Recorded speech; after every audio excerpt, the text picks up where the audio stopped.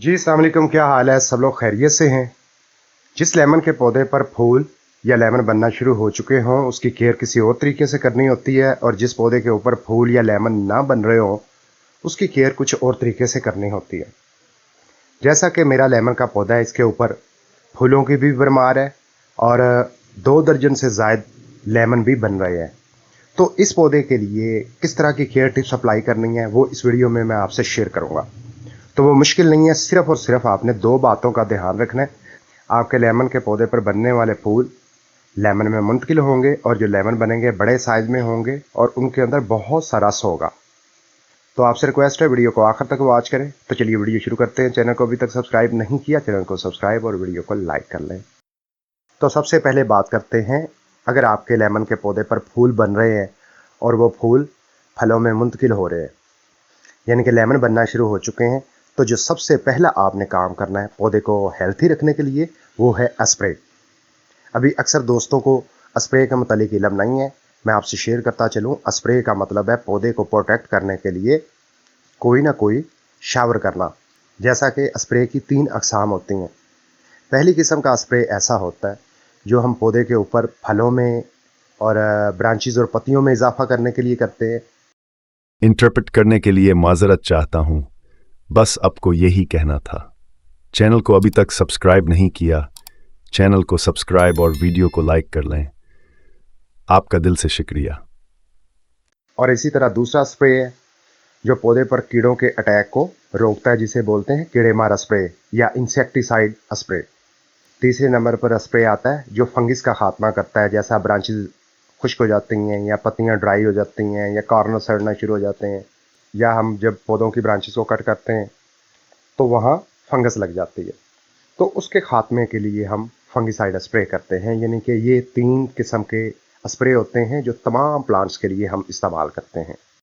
तो अब मैं आपसे शेयर करता हूँ लेमन के पौधे के लिए ये तीनों स्प्रे किस शेड्यूल से इस्तेमाल करने चाहिए। मिसाल के तौर पर आज यकम है, तो हमने कौन सा स्प्रे करना है? ऐसा स्प्रे करना है जो पौधे की ब्रांचेस में इजाफा करे, पत्तियों में इजाफा करे, पौधे पर बनने वाले जो लेमन है उनका साइज इंक्रीज करे। तो उसके लिए हम इस स्प्रे का इस्तेमाल करेंगे। ये है सीसा स्प्रे। इसे शावर करते हैं तो पौधे के ऊपर बहुत सी ब्रांचेस और पत्तियां और बनने वाले फूल और फलों की पैदावार में बेशुमार इजाफा होता है। अगर आपके पास सीसा दस्तयाब नहीं है तो फिर आप सीवर्ड लिक्विड फर्टिलाइज़र ले आएँ, आप उसका इस्तेमाल कर लें, उसका शावर कर दें पौधे के ऊपर, बेनिफिट सेम ही मिलेंगे। 10-12 दिन के बाद जब पौधे के ऊपर बहुत सी ब्रांचेस और पत्तियों में इजाफा होता है, तब कीड़ों का बहुत ज़्यादा अटैक होता है, तब हमने कीड़े मारा स्प्रे का इस्तेमाल करना है। फिर इसी तरह 10 दिन का वक्फा देना है, यानी कि 20 तारीख को आ जाए, हमने तीसरा स्प्रे करना है फंगस के खात्मे के लिए। कुछ ब्रांचेस ड्राई हो जाएं या पत्तियां ड्राई हो जाएं, उससे पौधे के ऊपर फंगस एक्टिव ना हो।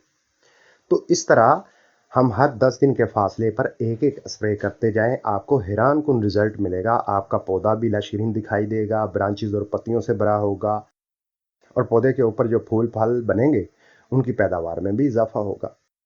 सिर्फ आप ये पॉइंट फॉलो कर लें, यानी कि स्प्रे वाला, हर 10 दिन के बाद स्प्रे बदल दें। आगे आ जाते हैं जी। दूसरा पॉइंट कौन सा है? वो है फर्टिलाइजर का।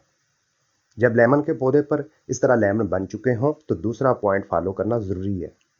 जब लेमन के पौधे पर फ्लावरिंग हो रही हो और वो फ्लावरिंग फ्रूटिंग में मुंतकिल हो रही हो, यानी कि लेमन बन रहे हो, तो हमें खाद देने का सही पता होना चाहिए कि किस किस्म की खाद देनी चाहिए, तब फ़ायदा होगा। मिसाल के तौर पर अगर आप इस मौके पर जब पौधे के ऊपर लेमन बनना शुरू हो चुके हैं तो नाइट्रोजन प्रॉपर्टीज़ वाली फर्टिलाइज़र का इस्तेमाल करते हैं। जो लेमन बने हैं ये भी नहीं बन पाएंगे, ये भी जड़ जाएंगे, बल्कि पौधे के ऊपर ब्रांचेस और पत्तियों में इजाफा होगा। जो फूल और फल बन रहे हैं ये रुक जाएंगे। ऐसे मौके पर जब पौधे के ऊपर लेमन बनना शुरू हो चुके हों, फ्लावरिंग हो रही हो, तो किस किस्म की खाद देनी चाहिए? सिंपल है, आपने ऐसी प्रॉपर्टीज़ वाली फर्टिलाइज़र का इस्तेमाल करना है जिसके अंदर फास्फोरस और पोटेशियम की क्वांटिटी ज़्यादा हो। तो सिंपल सा है, मैं आपको 4 खादें ऐसी सजेस्ट करता हूं जो 2 ऑर्गेनिक हैं और 2 केमिकल हैं।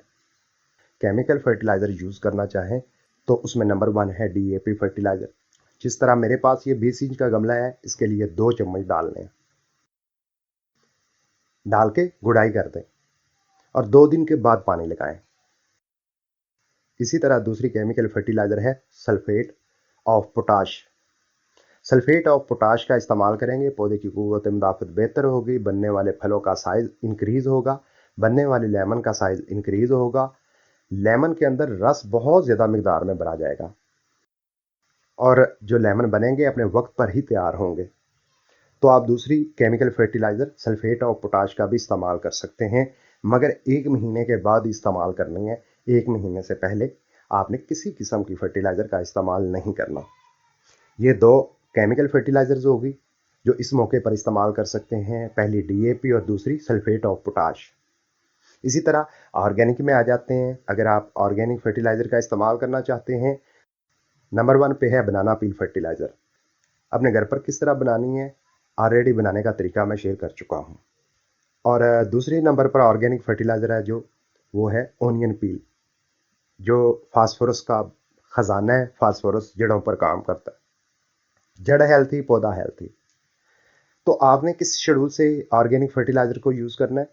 फर्ज करें 1 तारीख को आप डालते हैं ओनियन पील का लिक्विड, 15 तारीख को आपने डालना है बनाना पील का लिक्विड, या दोनों को मिक्स करके 1 तारीख को डाल दें फिर 15 तारीख को डाल दें, यानी कि महीने में 2 मरतबा फर्टिलाइज़र का इस्तेमाल करें। मज़ीद इसके अलावा आप कोई हल्की फुल्की खाद का इस्तेमाल करेंगे आपको फ़ायदा नहीं मिलेगा। आप सिंपल सी 2 ऑर्गेनिक और 2 केमिकल फर्टिलाइज़र्स में से कोई भी इस्तेमाल कर सकते हैं। अगर आप इस शेड्यूल से ये 2 पॉइंट फॉलो करते हैं, 100% आपके लेमन के पौधे की जो ग्रोथ है साल भर जारी रहेगी, पौधे के ऊपर ब्रांचेज और पत्तियों की कमी नहीं होगी, बनने वाले फूलों की जो पैदावार है उसमें इजाफा होगा, जो फूल बनेंगे लेमन में मुंतकिल होंगे, जो लेमन होंगे रस भरे होंगे। मुझे उम्मीद है वीडियो में बताई गई इन्फॉर्मेशन आपके लिए हेल्पफुल साबित होगी। मिलता हूँ अगली वीडियो में, तब तक अपना ख्याल रखिएगा। अल्लाह हाफिज़।